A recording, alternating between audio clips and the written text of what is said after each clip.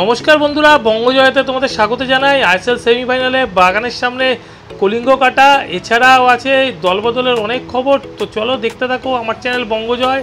আর সব খবর জানার আগে অবশ্যই লাইক, শেয়ার, কমেন্ট করো। আর চ্যানেলে যারা নতুন এসছো তারা সাবস্ক্রাইব করে বেল বাটনটা অন করে দিও, যাতে সব ফুটবলের নোটিফিকেশান রোজকার মতন তোমরা পেয়ে যাও। প্রথমেই আসি আজকে আইএসএলের সুপার সিক্সের ম্যাচের খবরে। উড়িষ্যা এফসি নিজেদের ঘরের মাঠে মুখোমুখি হয়েছিল কেরালা ব্লাস্টার্সের। আর এই ম্যাচে আজকে আহমেদ জাউ উড়িষ্যা এফসির হয়ে যেন জ্বলে উঠেছিল। তার জাদু বলেই আজকে উড়িষ্যা এফসি কিন্তু 2-1 গোলে পরাজিত করে কেরালা ব্লাস্টার্সকে। তিনি এই ম্যাচে গোল না করলেও অসাধারণ পারফরমেন্স করে। প্রথমার্ধের কোনো গোল হয়নি, দ্বিতীয়ার্ধে ফেডারের গোলে কেরালা ব্লাস্টার্স এগিয়ে যায়। এরপর রয় কৃষ্ণার পাশ থেকে 87 মিনিটে মরিসিও গোল শোধ করে এবং এক্সট্রা টাইমে ম্যাচ যায়। এক্সট্রা টাইমে 98 মিনিটে আহমেদ জাউ মাঝমাঠ থেকে একটা অসাধারণ বল বাড়ায়, বাঁদিকে তাকিয়ে ডান দিকে ইনস্টেপে রয় কৃষ্ণাকে, এবং রয় কৃষ্ণার পাশ থেকে ইসাক ভ্যানলাল ফেলা গোল করে। এরপর আর কোনো গোল হয়নি, কিন্তু এই ম্যাচে আহমেদ জাউ সারা মাঠ জুড়ে খেলে অসাধারণ পারফরমেন্স করে এবং তিনি এই ম্যাচের ম্যান অফ দ্য ম্যাচ হন। এই ম্যাচে আহমেদ জাউ ছাড়া রয় কৃষ্ণার পারফরমেন্স অসাধারণ ছিল। তার দুটো অ্যাসিস্ট থেকেই উড়িষ্যা এফসি কিন্তু আজ গোল পায়। এছাড়া গোলের নিচে উড়িষ্যা এফসির গোলরক্ষক অমরিন্দর সিংয়ের পারফরমেন্সও কিন্তু দুর্দান্ত ছিল। তিনি কয়েকবার নিশ্চিত পতন বাঁচান।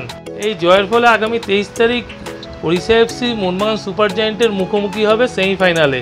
এবার একটু ট্রান্সফার নিউজের খবর আসে। আর জামশেদপুর এফসির নাইজেরিয়ান স্ট্রাইকার ড্যানিয়েল চিমাচুকোকে কিন্তু আর রাখছে না জামশেদপুর এফসি। তার সাথে কন্ট্যাক্টও আর বাড়াচ্ছে না। তিনি কিন্তু চেন্নাইন এফসির পথে চলে যাচ্ছে। চেন্নাইন এফসি চিমাচুকোকে নেওয়ার ব্যাপারে যথেষ্ট আগ্রহী।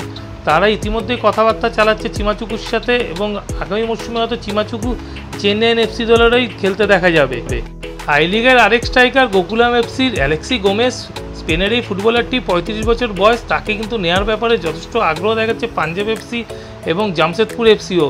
এই দুই দলই কিন্তু অ্যালেক্সি গোমেজকে নিতে চায়। অ্যালেক্সি গোমেজ একজন অসাধারণ ফুটবলার।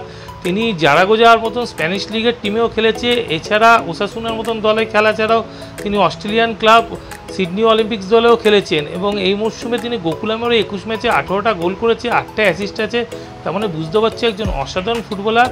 এবং এই ফুটবলারকে নেওয়ার জন্য কিন্তু এর মধ্যেই পাঞ্জাব এফসি এবং জামশেদপুর এফসি দুই দলই ঝাঁপিয়েছে। এখন দেখা যাক কোন দল এই অ্যালেক্সি গোমেজকে তাদের নিজের দলে নিতে পারে। এবার একটু ইস্টবেঙ্গলের খবরে আসে। ইস্টবেঙ্গল কিন্তু কথাবার্তা চালাচ্ছে কেরালা এফসির মিডফিল্ডার ভিভিন মহানানের সাথে। ভিভিন কিন্তু ডিফেন্সিভ মিডফিল্ড এবং অ্যাটাকিং মিডফিল্ড দুটোই খেলতে পারে। ইস্টবেঙ্গলে ভারতীয় মিডফিল্ডার দরকার আছে। আগেরবার যেমন সৌভিক একা ছিল, তারপরে ভালো কোনো মিডফিল্ডার ছিল না। সৌভিক কাঠ সমস্যা হলে ইস্টবেঙ্গলকে যথেষ্ট বিপাকে পড়তে হতো। এবারে মার্ক জোতান উইয়াসকে নিয়েছে এবং সৌভিক দুজনেই আছে, দুজনেই ডিফেন্সিভ মিডফিল্ডার। কিন্তু ভিভিন যদি ইস্টবেঙ্গল দলে সই করে তাহলে কিন্তু একটু ভালো সই হতে পারে, কেননা তিনি অ্যাটাকিং মিডফিল্ডটা খেলতে পারে, ডিফেন্সিভ মিডফিল্ডও খেলতে পারে। তো এই ফুটবলার সই করলে একটা দুর্দান্ত সই হতে পারে ইস্টবেঙ্গলের জন্য। আজ এই পর্যন্তই। আবার তোমার নতুন নিউজ নিয়ে আসবো। তার আগেই বলবো অবশ্যই আমার চ্যানেলকে লাইক, শেয়ার, কমেন্টের সাথে সাবস্ক্রাইব করো বেশি করে।